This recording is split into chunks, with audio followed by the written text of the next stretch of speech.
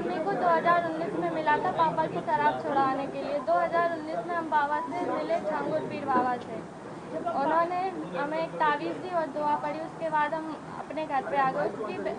उसकी बहन भी मेरे घर पे नाम बदल के आती जाती थी। 2024 में उसने कहा कि बाबा कानपुर आए हैं, उनसे मिल लो चल के। हम उसके साथ कानपुर चले गए। वो मुझे एक फतेहपुर मस्जिद में लेके गया, वहाँ पे मेरा ज़बरदस्ती निकाह किया। तब हमें उसका नाम पता चला, मेराज अंसारी है। वीडियो कॉल पे छांगुर पीर बाबा भी थे, उन्होंने मेरा नाम जैनब रखा था और एक सवा नाम की और मेरी नजरीमा बनाया गया था मस्जिद में। 3 महीने तक उन लोगों ने हमें कैद करके रखा और उसके भाई भारत को इस्लामी मुल्क बनाने की बातें करते थे। 2047 तक वीडियो कॉल पे वो रोज़ बातें करते थे छांगुर पीर बाबा से। और उसके बड़े पापा पाकिस्तान में रहते हैं, वहाँ भी भेजने के लिए कहते थे इसको, वहीं भेज देंगे। क्या आप नीतू से भी मिली थी क्या कभी? नीतू को जब हम बाबा से मिलने गए थे तभी हमने नीतू को वहीं पे देखा था उनके साथ। क्या बताती थी, क्या कहती थी, इसके बारे में कुछ बताइए। नीतू क्या कहती थी कि मुस्लिम धर्म में सब कुछ है, हिंदू धर्म में कुछ नहीं रखा है, इस तरह की बातें बोलती थी? नहीं, नीतू ने ज़्यादा बात नहीं की। ये कहा था कि रुद्र भी बाबा का मुरीद है, तुम भी मुरीद बन जाओ बाबा की। नहीं तो बाबा के मुरीद बनने से क्या फायदा मिलेगा आपको, क्या बताया? सारी मुसीबतें तुम्हारी जो है वो सब हल हो जाएंगी, तुम्हारे पापा की शराब छूट जाएगी। और क्या ये भी बोलते थे कि बाबा का सीधा संपर्क ऊपर वाले से है, अल्लाह से है? अल्लाह की बातें हाँ करते थे और कहते थे बाबा के पास बहुत बड़े बड़े अधिकारी आते हैं, सबकी परेशानियाँ वो दूर कर देते हैं। क्या आपने औरैया पुलिस में कभी शिकायत की थी? ये मामला कब का है और आपने शिकायत की थी? मेरे पापा ने शिकायत की थी, मेरी गुमशुदगी की रिपोर्ट भी लिखी है, लेकिन उन पर कोई भी कार्रवाई नहीं हुई। कब की बात है? जब हमें वो लेके गया था समय याद है, सन याद है? 2022-24 2024 में। मीडिया के जरिए से मुझे पता चला है कि आधी जमीन तो खड़ी ही हुई और किस पीड़िता को न्याय मिला है। ये खेल आज से नहीं चल रहा, बहुत पुराना चल रहा है। अगर इसमें कुछ नाम लिए जाएंगे, कुछ की अरेस्टिंग हो गई तो ये 40 साल पुराना खेल निकलेगा, जो सबूत के साथ मिलेगा आप सबको। जिसमें मेरे पास जो आया था लड़का, उसका नाम अमित था। उसका असली नाम था अबू आमिर अंसारी। उसने अपने आप को अमित इंट्रोड्यूस किया था और अमित की पूरी फैमिली मुझसे मिली थी। उसकी पूरी फैमिली हिंदू इंट्रोड्यूस करके मिली थी मुझसे। छांगुर पीर बाबा से मेरी वर्ष 2019 में मुलाकात हुई थी चांद औलिया दरगाह में, जहाँ पे मैं गई थी। वहाँ का माहौल ही बड़ा अजीब था। वहाँ सिर्फ महिलाएं थी, उनका ब्रेन वॉश किया जा रहा था, उनको डाइवर्ट किया जा रहा था। क्योंकि मैं इस परिवार के बीच में रही हूँ, तो ये जो रेट लिस्ट आप देख रहे हैं आज जारी हुई है, ये रेट लिस्ट मुझे वहीं से पता चली थी कि कैसे रेट तय होता है, किस तरह से इसको एग्जीक्यूट किया जाता है, कैसे फंडिंग आती है, हवाला के जरिए कैसे पैसा आता है। जो चीज़ मैंने एसटीएफ में बताई भी है कि आज भी वो फंडिंग जो धर्मांतरण एटीएस की इतनी बड़ी कार्रवाई अभी नहीं हुई है जितनी होनी चाहिए। मुकदमा पंजीकृत होने के बाद 2 धर्मांतरण और कराए गए हैं, जिसकी जानकारी एटीएस को है ही नहीं। प्रशासन इस लेवल की जांच कर रहा है। आप एफआईआर उठा के देखो, जिसमें 9 नामजद हैं, लेकिन 4 की गिरफ्तारी होती है। एफआईआर कब की है? नवंबर 2024 की। और गिरफ्तारी कब होती है? अप्रैल में। कुछ गिरफ्तारी कब होती है? अभी 5 तारीख को। क्यों सिर्फ 4 लोगों की गिरफ्तारी, 9 नामजद, और उसके अंदर ना जाने कितने नाम। अगर गिरफ्तारी का आंकड़ा निकाला जाएगा ना तो 40 से 50 ऊपर पहुंचेगा, उससे कम नहीं रहेगा। और छांगुर के द्वारा 5000 से ऊपर लड़कियों का धर्मांतरण कराया जा चुका है। और जिनसे मैं पीड़ित हुई हूँ, उनके फादर अबू हुरैरा अंसारी द्वारा 10 से ऊपर धर्मांतरण हो चुका है। अगर उनको जब तक पकड़ा नहीं जाएगा, ये खुलासे पूरी तरह से नहीं होंगे। ये कार्रवाई जो आप सब छांगुर देख रहे हैं ना, 50% ये कार्रवाई है।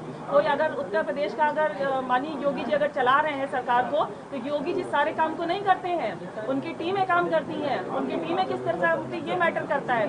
तो इस गैंग का सरगना गिरफ्तार हुआ है, सक्रिय सदस्य तो हुए नहीं है। सक्रिय सदस्य ही तो धमकी दे रहे हैं, वही तो इस कार्य को आज भी कर रहे हैं। उस पर आवाज क्यों नहीं उठाई जा रही है? मैं आप सबसे रिक्वेस्ट करती हूँ कि उस पर आवाज उठाई जाए। सरगना गिरफ्तार हुआ है, सरगना की गिरफ्तार होने से सारे राज नहीं खुलेंगे।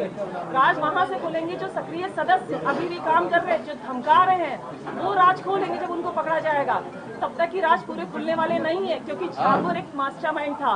उसने आप देखें तो प्रॉपर्टी उसकी ज्यादातर अपने नाम से नहीं है, दूसरों के नाम से उसने प्रॉपर्टी ली हुई है, दूसरों के नाम से वो खेल खेल रहा है।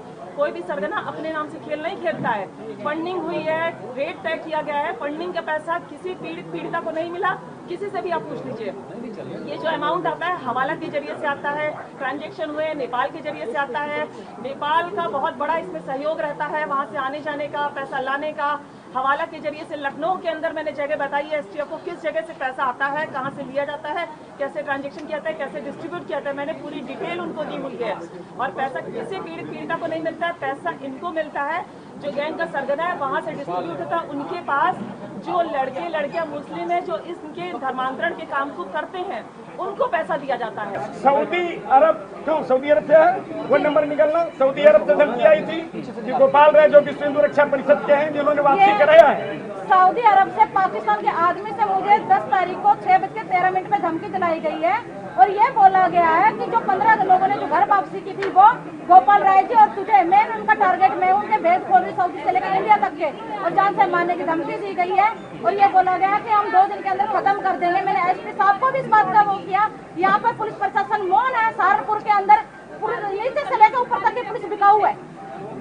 आप थोड़ा सा ये बता दीजिए कि किस तरीके से आपको छांगुर बाबा उसके गिरोह ने अपने कब्जे में लिया, धर्म परिवर्तन कराया, थोड़ा पूरी चीज बताइए हम लोगों को। सर मैं इंस्टाग्राम के माध्यम से उन लोगों के चंगुल में फंसी थी। इन लोगों का इन्होंने जो इंस्टाग्राम की आईडी जो राजू राठौर के नाम से बना रखी थी जिसके आधार पे इन्होंने मुझे फंसाया था। उसके बावजूद मुझे सऊदी बुला लिया गया था 2021 में। सऊदी बुलाया गया था 2021 में। वहाँ पे छांगुर से बात हुई वीडियो कॉल पे और इन्होंने बोला लड़की आज के सोनू यहाँ पे इसका धर्म परिवर्तन करवाओ। छांगुर ने बोला मैं नहीं आ सकता यहाँ पे, मेरी तबियत खराब है, पुलिस की नजर है।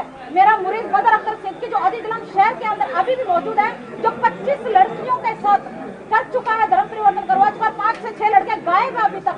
वो मॉडलिंग भी करता है, उसको वहाँ भेजा गया। 3 दिन बाद वो वहाँ पे आता है। ये भेद खोल रही हूँ तो मुझे जान से मारने की धमकियाँ मिल रही है।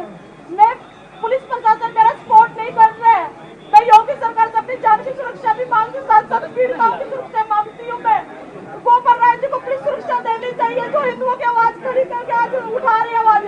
उनकी जान को खतरा है और पीड़िताओं की जान को खतरा है और मेन टारगेट उनका मैं हूँ क्योंकि मैं उनके पास सऊदी से लेकर इंडिया तक के भेद खोल रही हूँ। जो छांगुर के गुर के गाँव भाना खंडी के अंदर स्थित है वो भी जान से मारने की कोशिश कर रहे हैं। वो कोई भी पुलिस प्रशासन नहीं है। मैं चाहती होगी सरकार उनके गुर के जो फरमान है, सलमान है, फिरू है, जितने भी ये लोग हैं इनको उठा के छांगुर के पास भेजा जाए और हिंदू लड़कियों को बचा लिया जाए। आज योगी के राज में भाजपा सरकार में हमारी लड़कियों का बलात्कार और धर्म परिवर्तन जबरदस्ती करवाए जा रहे हैं। कल को दूसरी कोई सरकार आ गई तो हमारी हिंदू लड़कियों को घर से बाहर निकाल के रेप करेंगे। सरियाम ये लोग कभी पीछे नहीं हटेंगे। ये कभी किसी के नहीं हो सकते।